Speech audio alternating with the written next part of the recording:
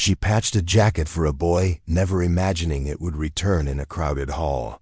The afternoon sun spilled across the cobbled street, gilding the shop windows in shades of amber and gold. Vendors were calling out their last offers of the day. Children's laughter echoed from somewhere down the block, and yet in the middle of this bustle sat a woman who seemed to belong to none of it. Ruth moved with quiet purpose, her basket tucked carefully in the crook of her arm. She had just left her employer's home, carrying what was left from the kitchen, a few pieces of bread, some fruit that would have otherwise been thrown away. Her uniform was simple but neat, her faded apron marked with the kind of wear that came only after years of scrubbing floors and polishing silver. She was invisible to most who passed by, a figure of routine and servitude, blending into the rhythm of the city. But Ruth saw everything. As she walked past the fountain at the square's edge, she noticed a figure huddled against its stone base. At first, she thought it was just a bundle of rags discarded by someone moving in haste. But then it shifted. Small hands, bony and dirt-streaked, tightened around thin knees. A child no older than 8 or 9 sat there trembling, his back pressed to the cold marble. His shirt was torn, his trousers several sizes too big, the fabric clinging to a body that looked far too fragile. Ruth slowed, her eyes catching on his face. His cheeks were hollow, skin smudged with grime, lips cracked from thirst. But what struck her most were his eyes. They were not dull with despair the way many homeless children's were. No, his gaze held something sharper, an alertness, a guarded wisdom no child should ever need. As if life had forced him to grow old before his time, Ruth's steps faltered. She clutched her basket tighter, torn between moving on and stopping. She had seen children like him before. The city streets were full of them, shadows that people had learned not to notice. What difference could one act of kindness make? She herself had little enough, just a maid with no savings, no family, and a body that ached each night from endless labor. Yet, something rooted her to the spot. The boy's shoulders quivered as he fought against hunger and cold, and Ruth felt an ache in her chest, sharp and unbearable. Slowly she walked toward him. The boy flinched as her shadow fell across him, his eyes widening with suspicion. His fists clenched, ready to defend even the scraps of his rags if he had to. Ruth stopped just a step away and lowered herself down, the wood of her basket creaking softly as she rested it on the ground. "It's all right," she murmured, her voice low and steady, as though speaking to a frightened bird. The boy didn't answer. His eyes darted to the basket, then back to her face, trying to measure the risk. Ruth reached inside and pulled out a piece of bread, nothing fancy, just a crusty roll slightly hardened from the morning. She broke it in half and extended the larger portion toward him. The boy hesitated. Hunger warred with suspicion, but the smell of food was stronger than his pride. Slowly, his trembling hand reached out, snatching the bread as though it might vanish. He bit into it hungrily, crumbs scattering across his lap. Ruth watched, her heart tightening at the sight. She could feel the roughness of her own hands, the ache in her knees from crouching, but none of it mattered. At that moment, there was only the boy, his hollow face softening as the smallest measure of comfort reached him. "You must be starving," she whispered, though she already knew the answer. The boy nodded slightly, his mouth too full of bread to reply. Ruth reached for another piece of fruit, placing it gently beside him. He glanced at her again, suspicion still in his eyes but mingled now with something else, something fragile. Trust, perhaps, or at least the memory of it. For a moment, Ruth lingered, watching him devour the food. She should have stood up then, continued home, told herself she had done enough. But her body refused to move. Instead, her gaze softened, and words escaped her lips before she could stop them. "No child should go through this," she whispered, so faintly that the wind nearly carried it away. Then, after a pause, her voice trembled with something deeper, something hidden. "Not again." Her fingers tightened on the handle of the basket. The boy didn't notice his. World was in the bread he held, the gnawing in his stomach finally easing. But Ruth knew. The ache in her chest was more than pity. It was memory. And though she rose at last, adjusting her basket and walking slowly away, her heart was no longer the same. Something had shifted. The image of the boy, fragile yet unbroken, clung to her thoughts. She could not leave him to the streets. She would not. The busy street swallowed Ruth once more, but the echo of her whisper lingered in the air, a promise only she understood. The late afternoon light slanted across the park, turning the grass to gold and painting the air with a gentle glow. It was the kind of sunlight that made even worn benches and cracked pavement look tender, softened, almost sacred. Ruth walked slowly along the gravel path, her basket once again tucked against her arm. This had become a ritual, though she could not quite say when it started or why she felt compelled to continue. The boy was always there, near the same fountain, on the same bench, or huddled under the tree with its peeling bark. His eyes no longer darted in suspicion when he saw her coming. Instead, they brightened with something rare anticipation. "Hello there," Ruth greeted softly, lowering herself onto the bench. Her knees creaked in protest, but she ignored them. She pulled from her basket a small parcel, unwrapped it, and offered him bread with a bit of cheese. The boy's hand, still thin and trembling, reached eagerly, but he no longer snatched. He accepted, and when his lips curled into the barest hint of a smile, Ruth felt warmth settle into her chest. Day after day, she returned. Each time she brought something more, a few boiled eggs, a sweet apple, even a blanket once, frayed but warmer than the rags he had clung to before. And one evening, when the autumn wind cut sharp across the park, Ruth placed a patched-up jacket into his lap. The jacket was old, worn soft from years of use. Its seams had torn in places, the fabric faded, but Ruth had stayed up late sewing it with careful stitches, patching the holes with scraps she'd saved. "It may not be new," she said, her voice gentle, "but it will keep you warm." The boy slipped it on, his face half hidden by the collar, and for the first time, he looked not like a street child, but like someone cared for. His smile that day was wider, almost unguarded. As weeks turned into months, their bond grew deeper. Ruth began carrying newspapers with her, picked from discarded piles outside shops. She would spread them out on the bench, running her finger under the letters as the boy leaned close, eyes curious. "This one's an A," she explained, tracing the shape. "Like in apple." His brow furrowed as he mouthed the sound, stumbling, trying again. Ruth encouraged him patiently, her voice steady and kind, every syllable a gift. And when he finally managed to read a word aloud, his grin lit up his thin face like sunlight, breaking through storm clouds. In the park's golden glow, Ruth became something more than a maid. To the boy, she was a teacher, a caretaker, a protector. She told him small stories, sang softly when he was too restless to sleep, and sometimes, when he let his guard down, he leaned against her side as though she were the only safe place in the world. Ruth never asked him about his past. He never asked about hers. Some silences did not need filling, but each evening, when Ruth returned to her small apartment at the edge of the city, she carried with her both warmth and ache. She would place the empty basket on the counter, set her apron aside, and move quietly to the wooden drawer tucked beneath her narrow bed. Inside was a single photograph. The edges were worn, its corners curling with time. In the faded image was a baby, swaddled in a thin blanket, its tiny face barely visible.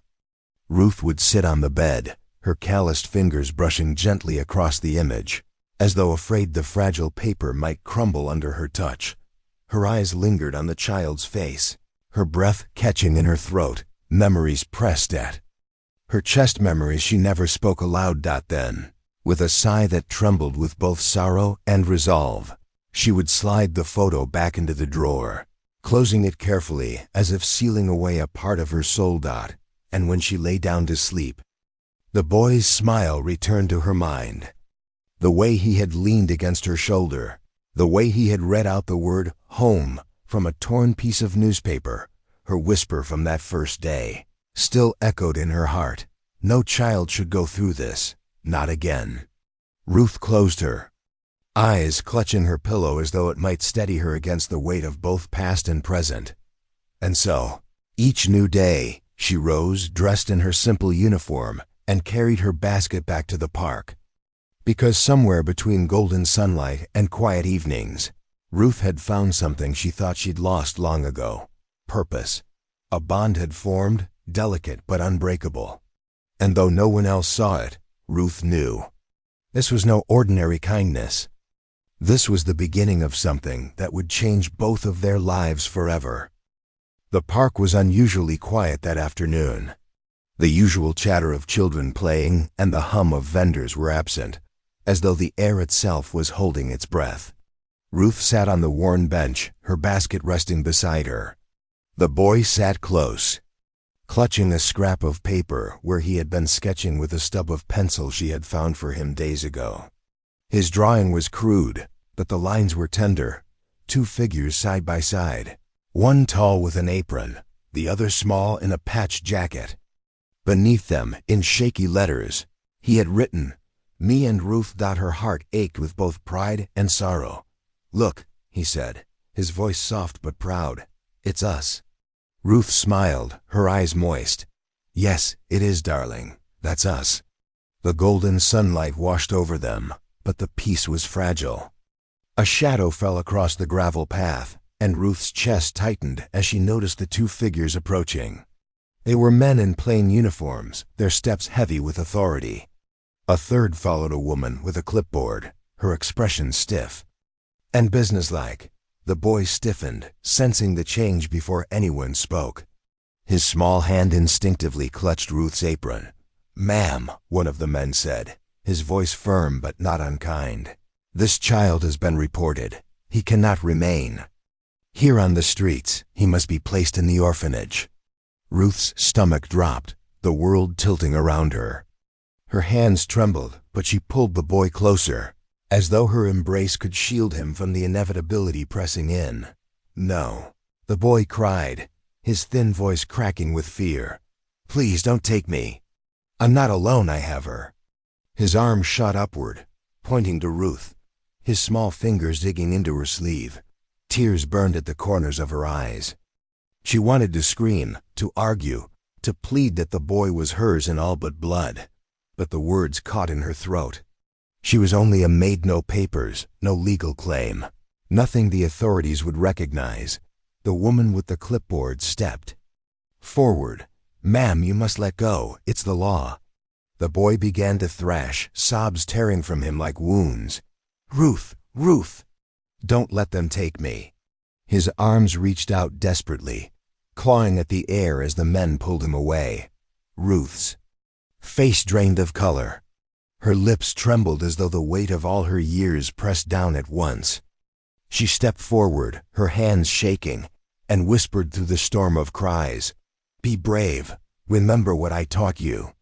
Her voice cracked on the last word. The boy's sobs echoed as he was carried farther, his small hands reaching, grasping at the vanishing space between them. His cries sliced through the quiet park, leaving Ruth standing motionless, her heart cleaved in two. When silence finally returned, Ruth was left with nothing but the echo of his voice and the faint warmth of his grip still lingering on her sleeve. That night, her small apartment felt emptier than ever. The basket sat untouched on the counter, its bread growing stale. Ruth moved slowly, her body leaden with grief. She reached for the wooden drawer beneath her bed, where she usually kept the faded photograph of the baby she once lost. But this time, she paused. On the table lay the boy's drawing, the one he had pressed into her hands before the authorities came. As though some part of him had known what was about to happen, she picked it up carefully, her fingers trembling as though it were the most fragile thing in the world. Two stick figures, hand in hand. Me and Ruth. The innocence of the lines struck her harder than any word could. With a deep breath, Ruth pinned the drawing to her wall, above her narrow bed. It hung there crookly, but to her, it was more precious than any painting.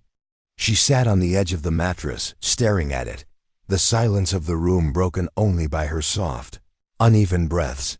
Her eyes flicked once to the drawer, to the hidden photograph of another child she had once held, long ago. But tonight, it was the boy's drawing that she let herself see, that she let herself cling to. Decades would pass, but Ruth did not know that then. All she knew in that moment was loss. Loss that echoed like a wound through her chest. Loss that tied the memory of two children together, the baby she could not keep and the boy she could not save. And yet, as her tears traced the lines of her tired face, she whispered again into the darkness, "Be brave."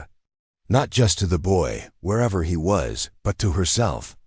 Above her, the drawing swayed faintly in the night air, as though alive with the bond they had forged. A bond that even time and forced separation could not undo. The park was unusually quiet that afternoon. The usual chatter of children playing and the hum of vendors were absent, as though the air itself was holding its breath. Ruth sat on the worn bench, her basket resting beside her. The boy sat close, clutching a scrap of paper where he had been sketching with a stub of pencil she had found for him days ago. His drawing was crude, but the lines were tender. Two figures side by side, one tall with an apron, the other small in a patched jacket. Beneath them, in shaky letters, he had written, "Me and Ruth." Her heart ached with both pride and sorrow. "Look," he said, his voice soft but proud. "It's us." Ruth smiled, her eyes moist. "Yes, it is, darling. That's us." The golden sunlight washed over them, but the peace was fragile. A shadow fell across the gravel path, and Ruth's chest tightened as she noticed the two figures approaching. They were men in plain uniforms, their steps heavy with authority. A third followed a woman with a clipboard, her expression stiff and businesslike. The boy stiffened, sensing the change before anyone spoke. His small hand instinctively clutched Ruth's apron. "Ma'am," one of the men said, his voice firm but not unkind. "This child has been reported. He cannot remain here on the streets. He must be placed in the orphanage." Ruth's stomach dropped, the world tilting around her. Her hands trembled, but she pulled the boy closer, as though her embrace could shield him from the inevitability pressing in. "No," the boy cried, his thin voice cracking with fear. "Please don't take me. I'm not alone, I have her." His arm shot upward, pointing to Ruth, his small fingers digging into her sleeve. Tears burned at the corners of her eyes. She wanted to scream, to argue, to plead that the boy was hers in all but blood, but the words caught in her throat. She was only a maid, no papers, no legal claim, nothing the authorities would recognize. The woman with the clipboard stepped forward. "Ma'am, you must let go. It's the law." The boy began to thrash, sobs tearing from him like wounds. "Ruth, Ruth, don't let them take me." His arms reached out desperately, clawing at the air as the men pulled him away. Ruth's face drained of color. Her lips trembled as though the weight of all her years pressed down at once. She stepped forward, her hands shaking, and whispered through the storm of cries, "Be brave. Remember what I taught you." Her voice cracked on the last word. The boy's sobs echoed as he was carried farther, his small hands reaching, grasping at the vanishing space between them. His cries sliced through the quiet park, leaving Ruth standing motionless, her heart cleaved in two.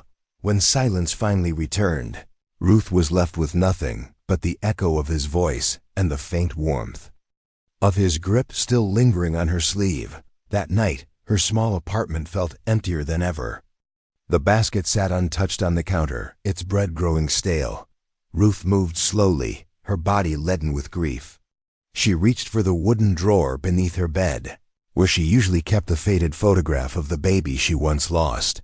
But this, Time, she paused. On the table lay the boy's drawing, the one he had pressed into her hands before the authorities came. As though some part of him had known what was about to happen, she picked it up carefully, her fingers trembling as though it were the most fragile thing in the world. Two stick figures, hand in hand. Me and Ruth. The innocence of the lines struck her harder than any word could. With a deep breath, Ruth pinned the drawing to her wall, above her narrow bed. It hung there crookedly, but to her, it was more precious than any painting. She sat on the edge of the mattress, staring at it, the silence of the room broken only by her soft, uneven breaths. Her eyes flicked once to the drawer, to the hidden photograph of another child she had once held, long ago. But tonight, it was the boy's drawing that she let herself see, that she let herself cling to. Decades would pass, but Ruth did not know that then. All she knew in that moment was loss. Loss that echoed like a wound through her chest. Loss that tied the memory of 2ch. Time did what it always does. It passed quietly, without mercy, without pause. 25 years slipped away like water through Ruth's fingers. The city around her changed. Buildings grew taller, streets busier, people faster and less inclined to look one another in the eye. But Ruth remained much the same, though her body bore the mark of every passing year. Her once dark hair was streaked with gray, tucked neatly beneath her faded headscarf.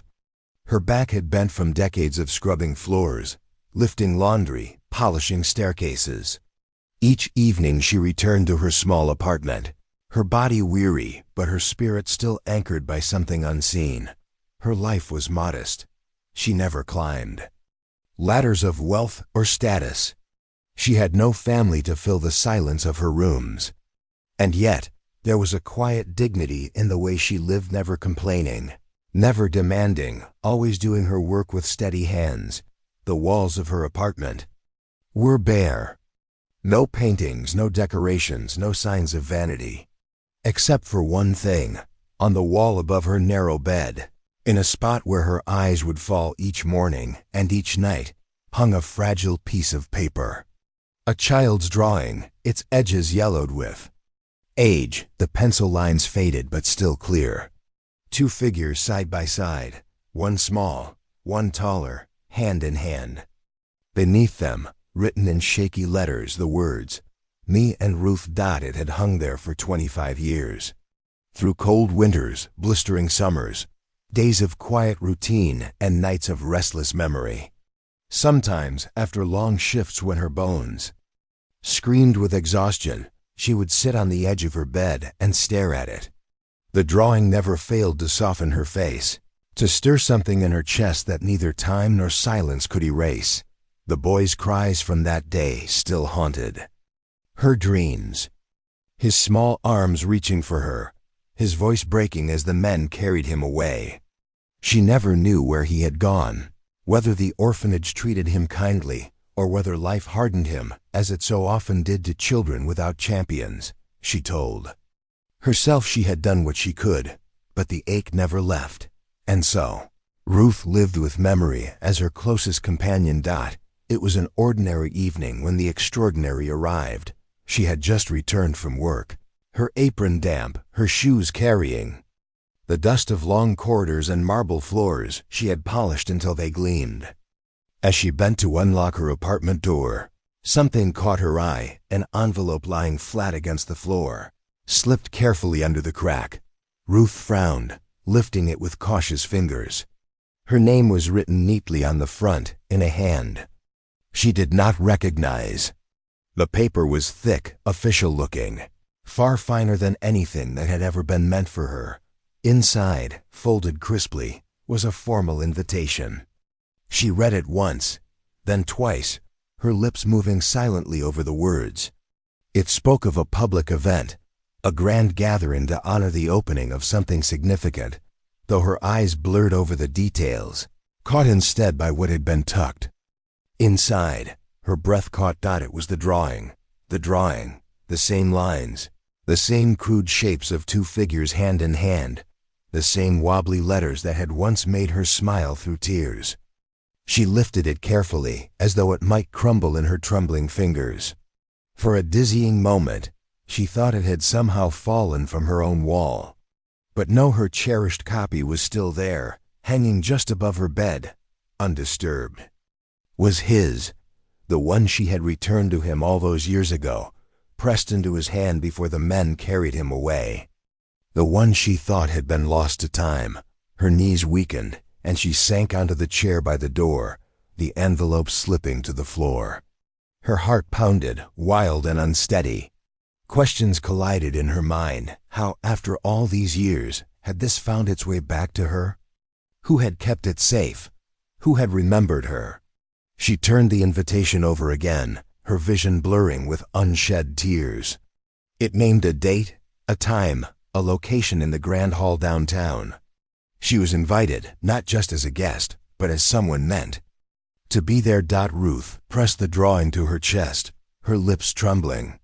For decades, she had lived with silence and the ache of unanswered questions. Now, a whisper of the past had returned, carrying with it both hope and mystery. She looked up at the version pinned on her wall, and then down at the one in her hand. 2 drawings, 2 lives, one suspended in memory, the other reaching the cross. Time to call her forward. The evening outside darkened, but Ruth remained still, the envelope clutched tight in her lap. Somewhere deep in her heart, something stirred a sense that the long silence was ending, that the boy she had once saved had not been lost forever, and yet, as hope lit faintly within her, so too did unease. Because whatever waited for her at that event, she knew it would change everything. Dren together, the baby she could not keep and the boy she could not save. And yet, as her tears traced the lines of her tired face, she whispered again into the darkness, "Be brave." Not just to the boy, wherever he was, but to herself, above her. The drawing swayed faintly in the night air, as though alive with the bond they had forged. A bond that even time and forced separation could not undo. The Grand Hall shimmered with sunlight pouring through its tall arched windows, the rays striking polished wood and glinting off brass railings. The space pulsed with life, rows of chairs filled with community members, city leaders, and curious onlookers, all waiting for the event to begin. Murmurs of anticipation drifted like waves, punctuated by the occasional cough or shuffle of feet. Ruth sat near the back, her hands folded tightly in her lap. She had worn her best dress, a plain navy one she had owned for years, its hem neatly pressed though the fabric had faded. Her hair was pinned back beneath her headscarf, streaks of gray catching the light. She looked out of place among the well-dressed crowd, but no one here knew the pounding of her heart, the question burning in her chest. Why had she been invited? Her fingers traced the edge of the invitation tucked into her handbag. Her other hand trembled, pressing against her knee as if to steady herself. Then, a hush fell across the hall. From the side of the stage, a man emerged. He was tall, broad-shouldered, and moved with a quiet confidence that commanded attention. His tailored suit fit impeccably, the silver of his tie catching the afternoon sun, but Ruth didn't see any of that first. She saw his face, those same eyes, alert yet softened, now framed by lines of age. Her breath caught. It was him, the boy. The child she had once fed in the park, taught to read from scraps of newspaper, wrapped in the jacket she had patched with trembling hands. 25 years older now, but unmistakably him. The hall erupted in applause as he stepped to the podium. He waited, letting the room settle before speaking, his voice resonant and steady. "Ladies and gentlemen," he began, "today is not about me. Today is about a promise that no child should ever go hungry, no child should ever be forgotten." He paused, scanning the crowd, his gaze lingering at the back. Ruth felt the weight of it fall on her like sunlight breaking through clouds. "I stand here today," he continued, "not as a success of my own making, but as the living proof of a woman's quiet, unwavering kindness. When I was just a boy, lost and alone, with nothing but hunger in my belly and fear in my heart, There was one person who saw me. One person who knelt beside me when the world walked past. Ruth's throat tightened. Her vision blurred with tears, but she could not look away. She gave me bread when I was starving. She patched my jacket when I had nothing to keep me warm. She taught me to read when no one else cared if I learned, and more than that, she gave me hope. A hope that I carried all these years. The audience was silent, hanging on his every word. He lifted a hand, and from the side of the stage, an assistant stepped forward, carrying something draped carefully over velvet. The man reached for it, then held it up high for all to see. Ruth gasped. It was the jacket. The same worn, patched garment she had sewn together decades ago. Its seams were still clumsy where her tired fingers had stitched, but it had been preserved with care, every thread a testament to survival. "This," he said, his voice breaking just slightly, "is the only possession I had as a child. And it was given to me by her. I have carried it all my life as a reminder of what compassion can do." He turned, his eyes locking onto Ruth's. "That woman is here today." A murmur rippled through the crowd. Heads turned, eyes searching. "Please," he said, his voice strong now, filled with both pride and reverence. "Welcome the woman who saved me, the reason I am standing here today, Ruth." Gasps filled the hall. Then came the applause, thunderous, rising like a tide, wave after wave. People stood, clapping, cheering, some with tears shining in their eyes. Ruth's body trembled. For a moment, she couldn't move. She felt small, overwhelmed, every part of her wanting to shrink back into obscurity. Yet the applause swelled, insistent, pulling her forward. Her legs wobbled as she stood, her heart pounding like a drum in her chest. Slowly, she made her way down the aisle, the sound of clapping surrounding her like a storm. Her eyes stung with tears as she reached the stage. The man, no longer the frightened boy, but the strong, steady figure before her, took her hand gently, reverently. His grip was firm, grounding. "This," he declared to the hall, his voice breaking with emotion, "is the woman who gave me life when I had none." Ruth could no longer hold back her tears. They streamed freely as she stood beside him, the patched jacket raised high, the applause crashing like waves. In that moment, all her years of quiet labor, all her nights of grief and loneliness, were transformed. She was no longer invisible. The boy she had once saved had grown into a man who carried her kindness like a flame, and now, before the world, he gave that flame back to her tenfold. The echoes of applause still lingered in the hall long after the crowd had gone. The golden afternoon light had softened into dusk, spilling through the high windows in fading streaks of amber and rose. Candles were lit along the walls, their glow soft and steady, casting long shadows across the empty rows of chairs. Ruth sat at the edge of the stage, her hands folded in her lap. Her body trembled, not from exhaustion, but from the sheer weight of the moment. For years she had moved quietly through life, unnoticed, her name never called in rooms such as these. And now she had been brought forward, celebrated, her story made visible. Beside her sat the man who had once been that trembling, hungry boy. His suit jacket was undone now, his tie loosened. He leaned toward her, his eyes warm, carrying a gentleness that no wealth or position could ever erase. "Do you see them?" he asked softly. Ruth turned. Children, perhaps 20 of them, were gathered at the front rows, their small faces lit with curiosity. Some wore clothes that hung loosely on their shoulders, shoes worn at the soles. Yet their eyes carried something more precious than anything: hope.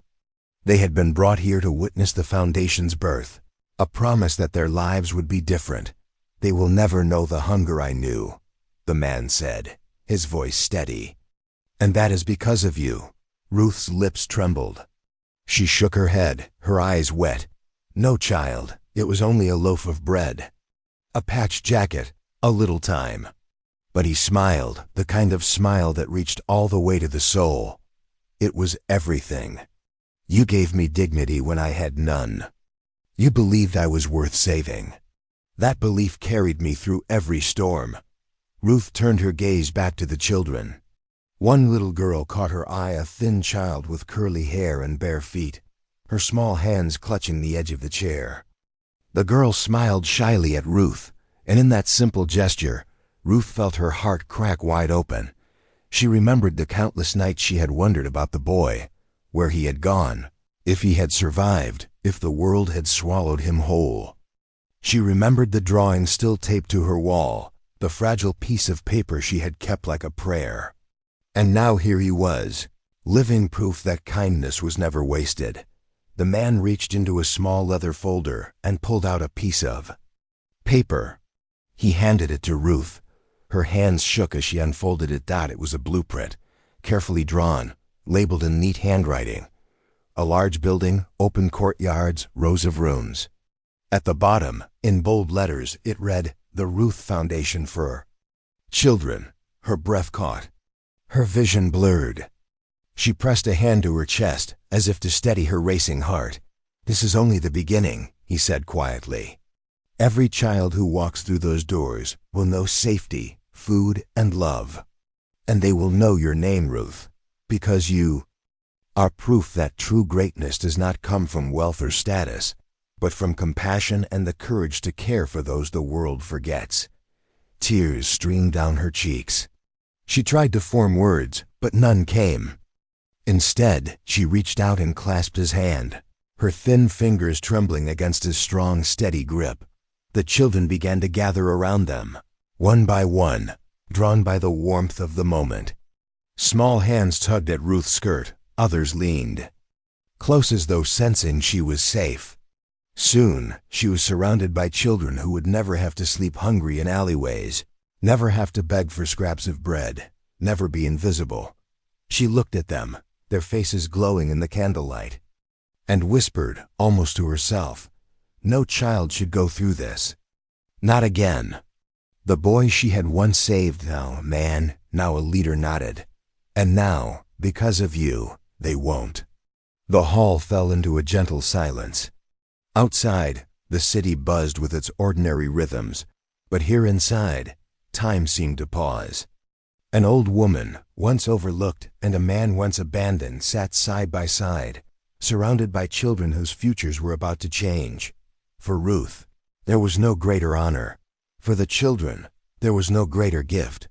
And for everyone who had witnessed it, there was a truth they would carry long after they left the hall, that the smallest act of kindness, an offered loaf of bread, a patched jacket, a few words of hope, could alter the entire course of a life.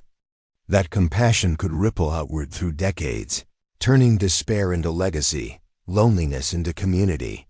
That true power was never in what one possessed, but in what one gave. And as evening settled into night, Ruth closed her eyes for a moment, her heart overflowing. For the first time in decades, she felt at peace, knowing that her quiet kindness had not disappeared into the shadows. It had lit a fire, and that fire would burn long after she was gone. "Brave, you did not forget me."